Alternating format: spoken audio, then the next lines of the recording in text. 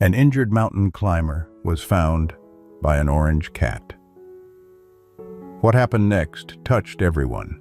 The air in New Hampshire's White Mountains tasted like iron and ice. Ben Carter inhaled deeply, the frigid oxygen stinging his lungs, a sensation he usually relished.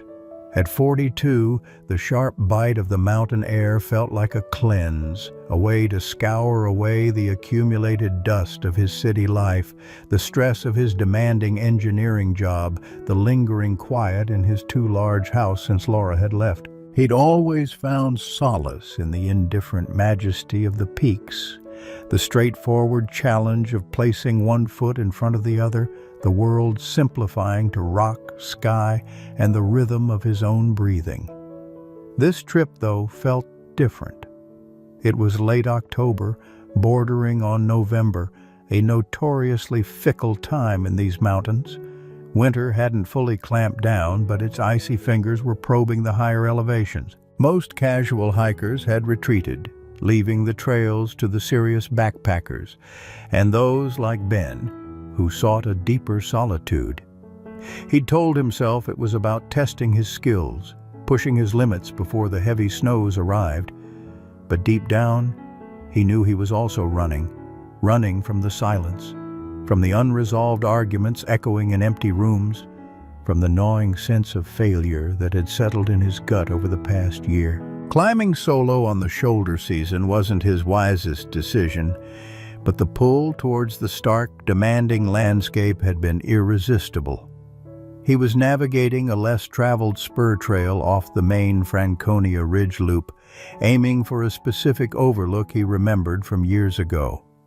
A recent dusting of snow covered the ground, hiding treacherous patches of ice beneath innocent-looking powder. The sky, a brilliant, hard blue earlier, was now turning a bruised purple-gray, as clouds rolled in from the west, carrying the threat of a more serious squall. The wind picked up, whistling through the bare branches of birch trees and moaning around the granite outcrops. Ben checked his watch. Later than he'd intended. He needed to pick up the pace if he wanted to make it back to the designated shelter before dark, or at least find a defensible spot to make an emergency camp. He adjusted the heavy pack on his shoulders, feeling the familiar comforting weight, the self-sufficiency it represented. He gripped his trekking poles tighter, their carbide tips biting into the thin layer of snow and ice. He was traversing a steep, rocky section, angling downwards towards a small, frozen stream crossing.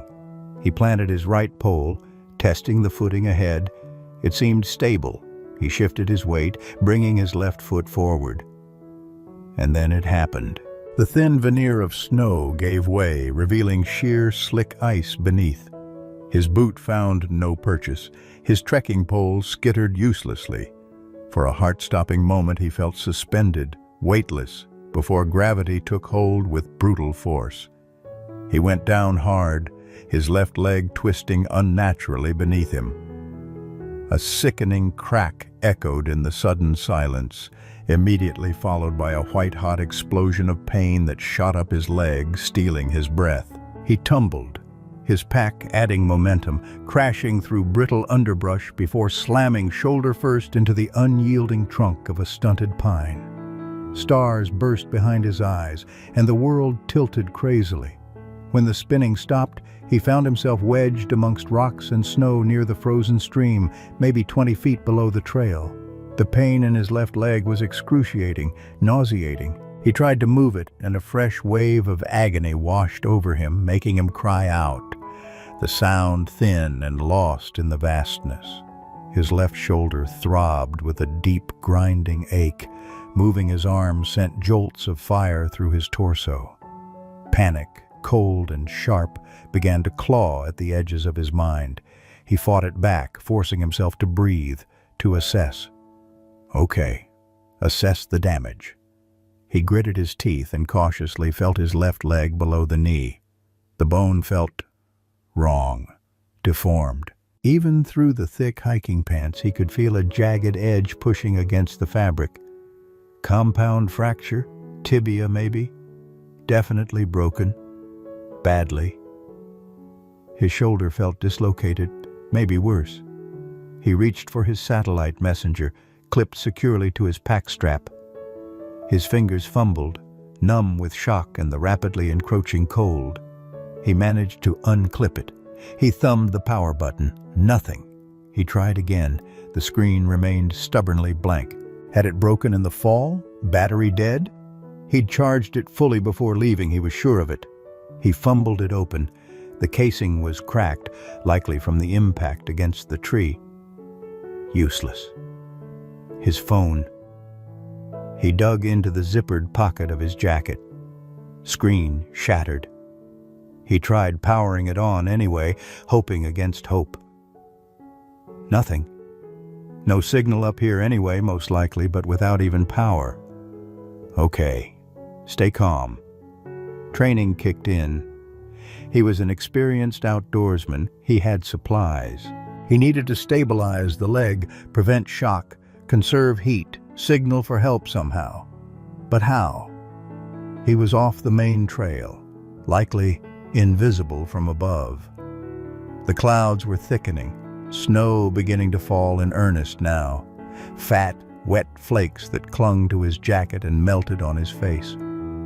Darkness was coming fast.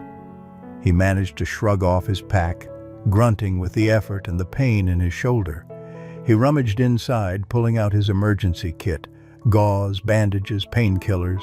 He swallowed 2 ibuprofen, knowing they'd barely touch this level of pain. Splinting the leg was impossible with his injured shoulder and the sheer agony any movement caused. He wrapped it loosely with gauze, more to keep the wound somewhat covered than for any real support. The cold was starting to bite deep. His fall had soaked parts of his clothing where he'd landed in snow near the stream. Shivers racked his body, violent and uncontrollable. Hypothermia. He knew the signs. He pulled his emergency blanket, a thin mylar sheet, from his pack and clumsily draped it around himself, the crinkling sound loud in the otherwise silent woods. It offered minimal protection against the wind and the wet, clinging snow. He tried shouting, "Help! Anybody! Help!" His voice sounded pathetic, swallowed instantly by the wind and the muffling effect of the falling snow. He knew the chances of anyone hearing him were minuscule. He was alone, truly alone. The hours crawled by. Darkness fell completely, thick and absolute beneath the heavy cloud cover. The snow continued, piling up around him. The pain in his leg settled into a relentless, throbbing torment, while his shoulder radiated a dull, grinding misery. But worse than the pain was the cold. It seeped into his bones, a profound, deadly chill that numbed his extremities and slowed his thoughts. His shivering became less violent, replaced by a dangerous lethargy. He knew he shouldn't sleep, knew that succumbing to the drowsy numbness could be fatal. He thought of Laura. The argument seemed so petty now, faced with this stark finality. He thought of his sister in California, his aging parents in Florida. He'd been so focused on his own hurt, his own escape, that he hadn't considered the ripples his recklessness might cause. Regret washed over him, cold and bitter as the wind. He tried to stay awake, focusing on the pain, reciting trail names, engineering formulas, anything to keep his mind active. But the cold was relentless, insidious. His eyelids grew heavy. The world narrowed to the small, miserable space he occupied, the scent of wet wool and pine needles, the ceaseless throb of his broken body. He was losing the fight. The vast, indifferent wilderness that had always offered him solace was now preparing to claim him. Consciousness began to fray, thoughts blurring into a disconnected haze. Maybe it wouldn't be so bad. Just to close his eyes, just for a minute. Despair, heavy and suffocating as the snow piling around him, finally settled in. This was it. This was how it. Time lost all meaning.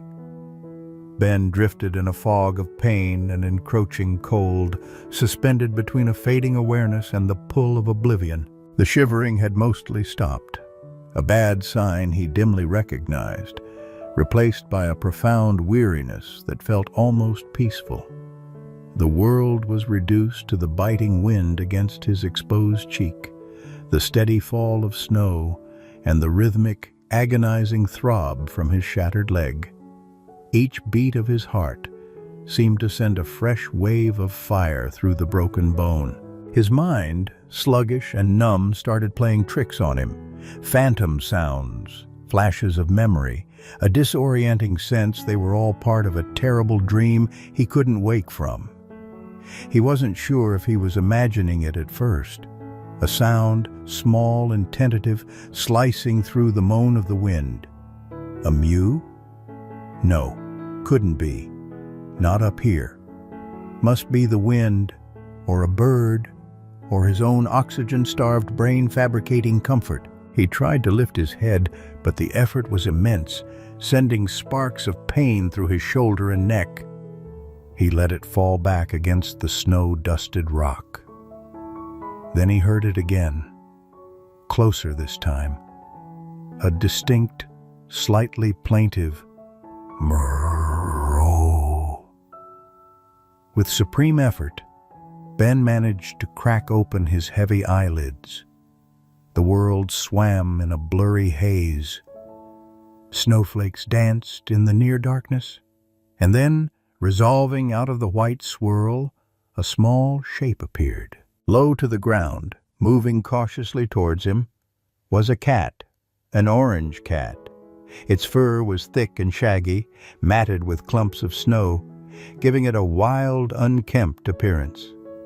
It stopped a few feet away, regarding him with wide, wary eyes, head tilted slightly, a plume of steam rising with its breath in the frigid air. Ben started, convinced he was hallucinating. A cat? Here? Miles from any town, high on a snow-dusted mountainside in the grip of an early winter storm? It was impossible. Yet the cat was undeniably real. Its orange fur a startling splash of color against the monochrome landscape. It took another hesitant step closer, sniffing the air, its whiskers twitching. It let out another soft meow. Then, seemingly making a decision, it padded forward until it was right beside Ben's head. It sniffed his snow-crusted glove, then rubbed its furry head against his hand with surprising force. The contact, the faint warmth, the unexpected life beside him sent a jolt through Ben's stupor, momentarily cutting through the fog. He tried to speak, but his lips were numb, cracked. A dry croak emerged. "Hey!" The cat didn't startle. It looked up at him, its eyes luminous in the gloom, and meowed again, more insistently this time. It circled him once, sniffing at his injured leg, then came back to his side, rubbing against his arm, purring. A rough, rattling sound that vibrated faintly against his frozen jacket. Where did it come from? Was it a stray? A feral cat somehow surviving in this harsh environment? Or perhaps it belonged to a cabin dweller further down the mountain, lost and wandering. Its presence was so improbable, so utterly out of place, yet so strangely comforting. In his state of near-complete despair, this small, living creature felt like a miracle, a tiny spark of warmth in the overwhelming cold. He managed to move his good hand, his fingers stiff and clumsy, and gently touched the cat's back. The fur was thick, damp, and cold on the surface, but beneath it, he could feel the heat of the small body, the solidness of muscle and bone. The cat leaned into his touch, purring louder. I wasn't afraid. It seemed concerned? No, that was projecting. It was probably just seeking shelter or warmth itself, drawn by the slight heat radiating from Ben's body, minimal as it was. Yet, Its persistence was odd. It didn't just curl up. It kept moving around him, meowing, rubbing against him, occasionally padding a few feet away into the snow, looking back at him, then returning. It seemed agitated, restless, as if it wanted something, as if it knew something was terribly wrong. Ben closed his eyes again, exhaustion threatening to pull him under. The cat's presence was a comfort, yes, but it couldn't change his reality. He was still freezing, badly injured, miles from help. The cat was just a cat. A strange, improbable anomaly in his final hours. But the cat wouldn't let him rest. It nudged his face with its cold, wet nose. It meowed directly into his ear, a loud, demanding sound this time. Ben flinched, opening his eyes again. The cat stared back at him intently, then turned and trotted deliberately a dozen feet away towards the barely visible trail he'd fallen from. It stopped, looked back, and let out a series of loud, almost challenging meows. Then it trotted back to his side, nudged him again, and repeated the process, moving back towards the trail, meowing insistently. What was it doing? Was it trying to lead him somewhere? Ridiculous, but its behavior was undeniably strange. It wasn't acting like a typical stray seeking passive shelter. It seemed determined to get his attention, to make him look in a certain direction. Ben watched its back-and-forth movements, a tiny, irrational spark igniting within the cold despair. Could this cat, could it possibly be trying to help? Could its cries carry further than his own weak shouts? It seemed insane, the kind of thing you read in sentimental stories. But here it was, this small, furry creature acting with a strange sense of purpose in the middle of a freezing wilderness. The cat continued its routine, run towards the trail, meow loudly, run back, nudge Ben, repeat. Its cries seemed to grow louder, more urgent, echoing slightly in the snow-muffled air. Ben found himself watching, focusing on the small orange shape moving against the white, clinging to the improbable sight as a drowning man clings to driftwood. He didn't have the strength to move, couldn't follow even if he wanted to. All he could do was watch and listen and wonder. The cold was still profound, the pain unrelenting. His chances remained negligible, but the arrival of this strange, persistent orange cat had shifted something almost imperceptibly. It had pierced the suffocating blanket of his despair, offering not rescue itself, but the faintest, most unexpected glimmer of hope. He wasn't entirely alone anymore, and somewhere in the back of his fading consciousness, a tiny voice whispered that maybe, just maybe, this small, furry enigma was his last, improbable chance. He focused on the sound of its insistent meowing, letting it anchor him to the fading world. How long the cat kept up its strange, insistent patrol, Ben couldn't say. Time warped and buckled. He drifted, consciousness flickering like a dying candle flame. He was aware of the cat's continued presence, its persistent meows cutting through the howling wind, the occasional brush of its fur against his hand. It was a tenuous thread connecting him to the living world, a small, warm anomaly in the vast, freezing indifference that was closing in. Then, through the fog, came other sounds, human voices, shouts, distant at first, then closer. "Did you hear that?" A man's voice, muffled by the wind. Sounded like a cat. Weird. Another voice. Female. "Up here?" Ben's heart gave a painful lurch. He tried to call out, but only a strangled gasp escaped his frozen lips. Could they be hikers? Had the cat's cries actually carried? "There it is again! Over this way!" Ben could hear the crunch of snowshoes approaching, see the beams of headlamps cutting through the falling snow, dancing between the trees. The orange cat, momentarily startled by the approaching lights, darted back towards Ben, then stopped near the edge of the trail above him, letting out another loud meow directly at the approaching figures. "Whoa! Look down there!" the first voice exclaimed. A beam of light swept over Ben, blindingly bright. He flinched, raising his good arm weakly to shield his eyes.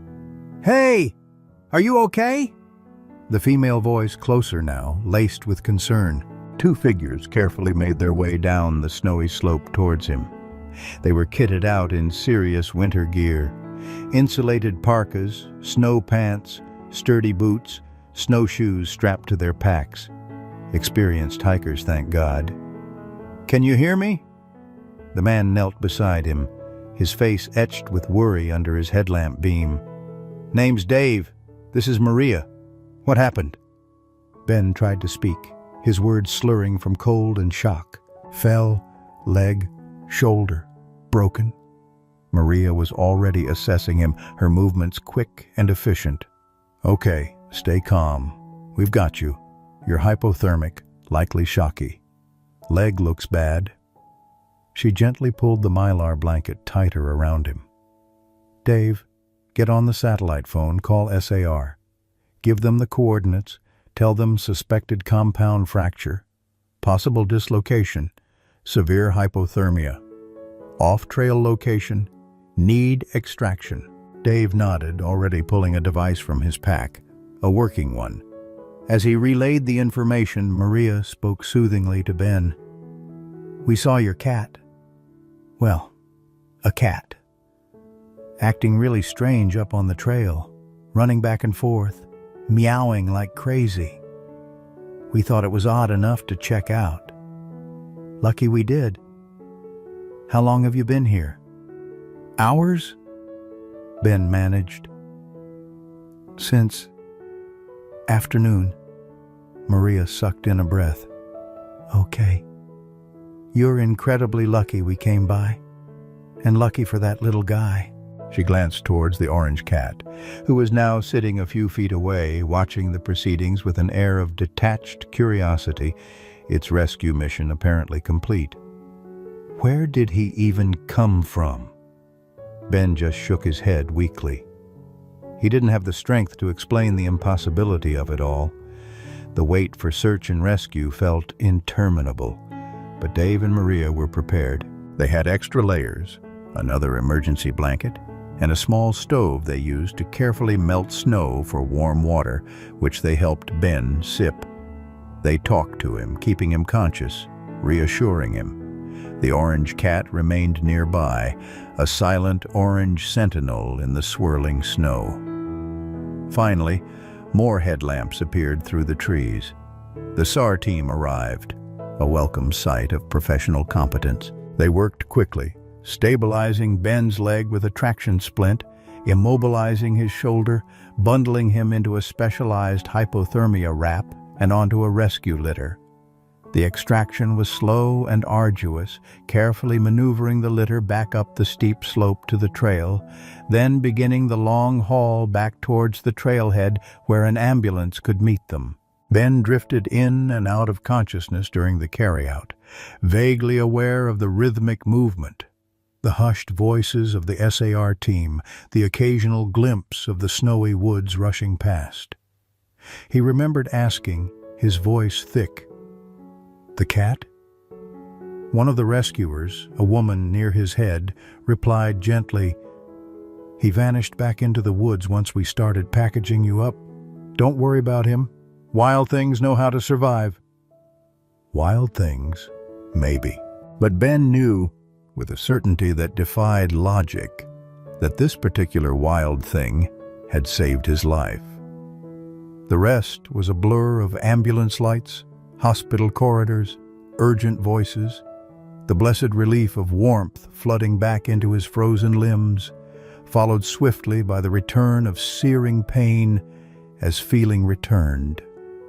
He vaguely registered doctors and nurses working over him, x-rays being taken, IV lines inserted. Dr. Evans, the emergency physician, spoke to him calmly, explaining the extent of the damage: a severe compound fracture of the left tibia and fibula requiring immediate surgery, a dislocated left shoulder, significant soft tissue damage, and moderate hypothermia. "You're extremely fortunate, Mr. Carter," Dr. Evans said, his expression serious. "A few more hours out there in those conditions, it likely would have been a different outcome. Those hikers, and apparently a very determined cat, found you just in time." Surgery followed, pinning his leg back together. Then came days in the hospital bed, foggy with painkillers, punctuated by checks from nurses, the dull ache of his healing body, and visits from a physical therapist who started him on the long road of gentle movements. His sister flew in from California, her face a mixture of relief and exasperation. "Ben, what were you thinking, going up there alone this time of year?" He didn't have a good answer. As the initial fog of drugs and trauma began to clear, Ben had plenty of time to think, lying there, staring at the acoustic tiles of the hospital ceiling. He replayed the fall, the agonizing wait, the despair. And he kept coming back to the cat, that shaggy orange anomaly. Its sudden appearance, its strange persistence, its cries that had somehow summoned help from the wilderness. It felt surreal, dreamlike, yet he knew it was real. The image of its wide, luminous eyes watching him in the gloom was burned into his memory. He felt an overwhelming sense of gratitude, not just to Dave and Maria and the SAR team, but profound gratitude towards that nameless feline. Who was he? Where had he gone? Was he safe? The rescuer's words about wild things offered little comfort. Ben pictured the small cat alone in the deepening winter, and a pang of worry, coupled with a sense of unfinished business, struck him. He owed that cat more than just his life. He owed it safety, warmth, if he could possibly provide it. The recovery would be long, weeks, maybe months, of physical therapy, crutches, then maybe a cane. Learning to trust his leg again, rebuilding strength in his shoulder. He faced it with a new determination. He'd been given a second chance, pulled back from the brink by the most improbable of saviors. He wouldn't waste it. And as soon as he was able, as soon as he could manage it, he knew what he had to do. He had to try and find the orange cat who had appeared like a guardian angel on the edge of the white wilderness. He had another rescue mission to undertake. Discharge from the hospital was both a relief and a daunting prospect. Ben returned not to his quiet house filled with memories of Laura, but temporarily to his sister Sarah's guest room in Concord, New Hampshire. She'd insisted, and honestly, navigating stairs and daily tasks alone on crutches with one arm still limited would have been nearly impossible. Sarah fussed over him, balancing sibling concern with a healthy dose of "I told you so" about solo winter hiking, but her presence was a comfort. The days settled into a new, frustrating rhythm. Physical therapy appointments that pushed his limits and left him exhausted, exercises done diligently at home, long hours spent reading or staring out the window as his body slowly, painstakingly knitted itself back together. The physical recovery was arduous, but the mental space it afforded gave Ben ample time to think about his choices, his future, and frequently about the orange cat. The story of his rescue, particularly the feline element, had become minor local news, mentioned briefly by the SAR team and the hikers, Dave and Maria, whom he'd called to thank profusely. But no one had seen the cat since that day. It had simply melted back into the vastness of the White Mountains. Ben couldn't shake the image of the cat, its matted fur, its insistent meows, its strange, unwavering focus. He felt a powerful obligation, a debt that needed repaying. As soon as he was mobile enough, even on crutches, he began his search. He started with logic. He contacted the White Mountain National Forest Ranger District covering the Franconia Notch area. Did they know of any stray or feral orange cats frequenting shelters or trailheads? Any reports of lost pets matching the description? The ranger he spoke to was polite but skeptical. "We get reports of wildlife, Mr. Carter. Bears, moose. Occasionally someone's dog gets lost. But a cat surviving up high? Especially now with more snow? Highly unlikely. Probably belonged to someone camping illegally or just passing through." He contacted Dave and Maria again. Had they heard anything? Seen anything similar on other hikes? No, nothing. It was a one-off, bizarre encounter. He turned to the internet, scouring Facebook groups for lost pets in Carroll and Grafton counties, posting his own story and a description of the cat. Shaggy, orange fur, medium size, possibly male, seen near Franconia Ridge, late October, very vocal. He included a photo of the general area where he'd fallen. Days turned into weeks. A few sympathetic comments trickled in, but no leads. Frustration mounted. Physical therapy was progressing, but his world still felt small, confined. The search for the cat became a focus, a mission that gave purpose to the long recovery days. He started calling animal shelters within a 50-mile radius of the rescue site. Conway Area Humane Society, NH Humane Society, smaller local rescues. He described the cat over and over, his voice tinged with a hope that dwindled with each negative response. "No, sorry, nothing like that turned in. We have orange cats, sure, but none matching that description or found location."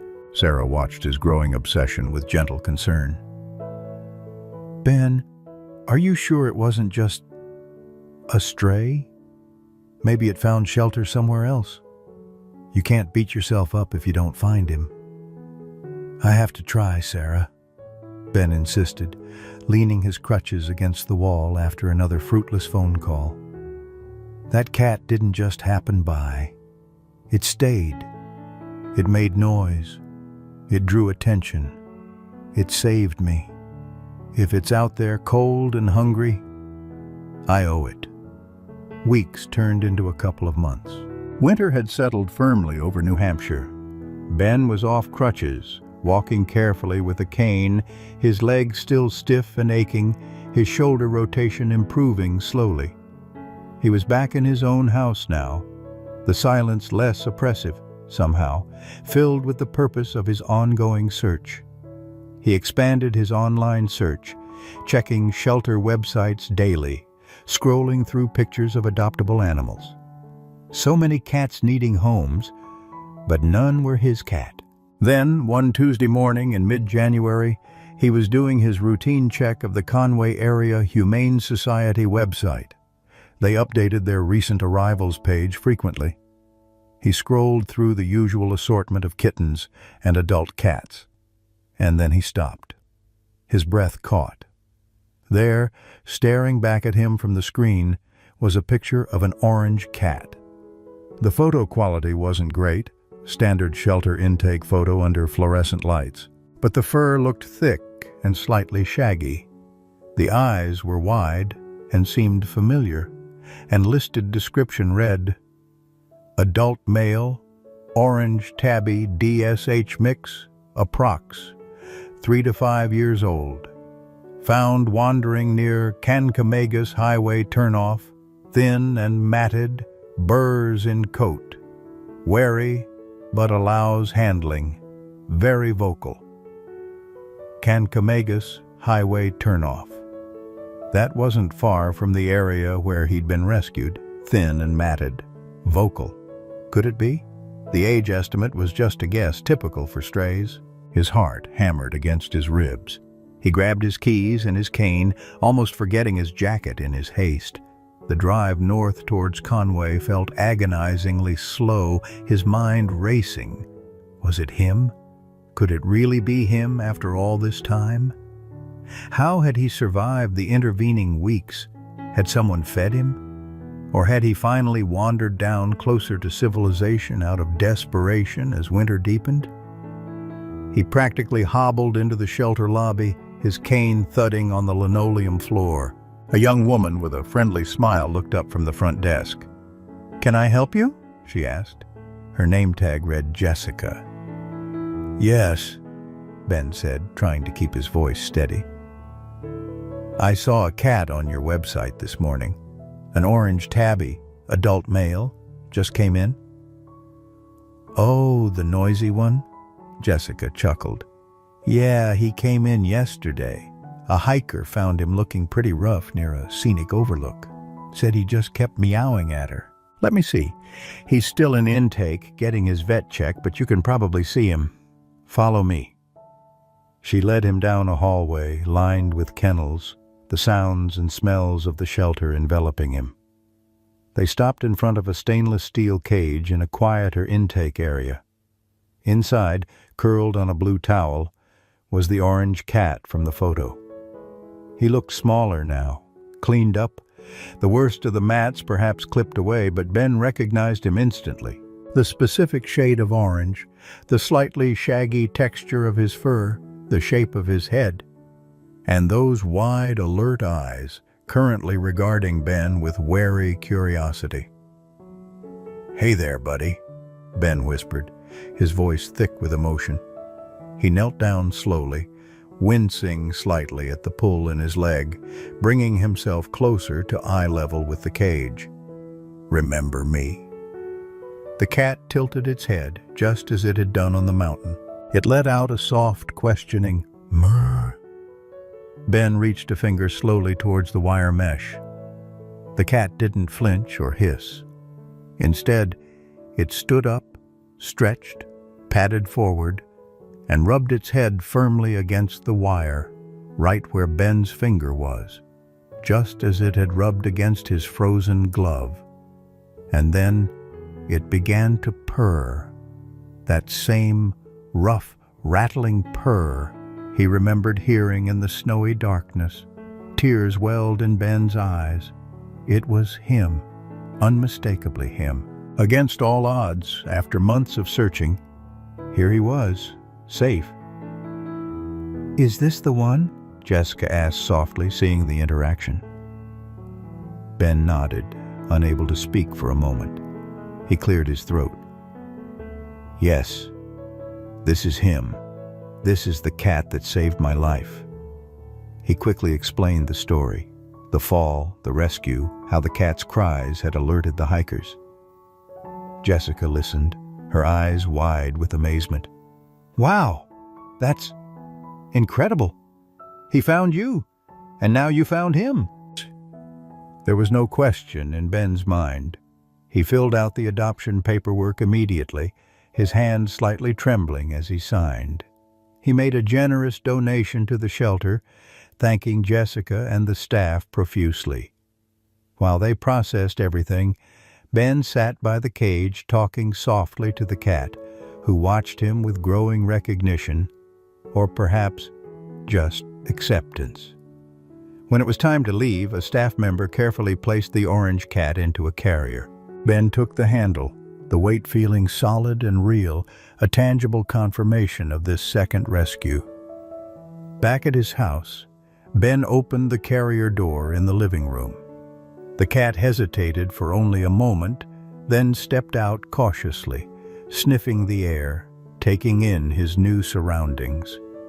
He explored the room slowly, tail held high with cautious curiosity. Ben sat on the floor watching him, giving him space. After a few minutes, the cat finished his initial inspection and walked deliberately over to Ben. He sniffed Ben's still healing leg, then looked up at him and let out a soft, raspy meow. Then he rubbed his head firmly against Ben's hand, purring his distinctive, rumbling purr. He hopped onto the sofa, curled into a ball on a cushion, and looked at Ben as if to say, "Well, took you long enough?" Ben laughed, a genuine, heartfelt sound that echoed in the quiet house. The silence didn't feel empty anymore. He looked at the cat, his improbable savior, now his companion. He needed a name, not Hope. That was a different story. Something fitting. Beacon, Summit, Ranger. He settled on Beacon, because that's what the cat had been for him. A small, bright signal in the darkest night.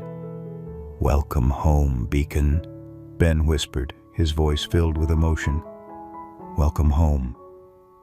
Beacon blinked slowly, then closed his eyes, already looking utterly at home. The mountain had taken much from Ben, but it had also given him the most unexpected, precious gift. Both climber and cat, survivors marked by the wilderness, had found their way home together.